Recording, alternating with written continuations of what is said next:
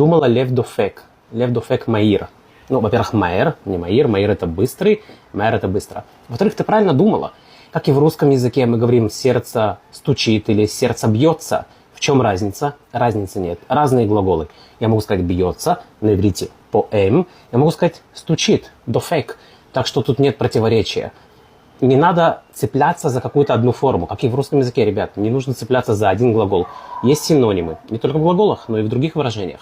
Поэтому всегда стремитесь расширять ваш диапазон словарного запаса, а не цепляться за что-то одно и думать, что вот только так и никак больше. Поверьте, это обогащает язык.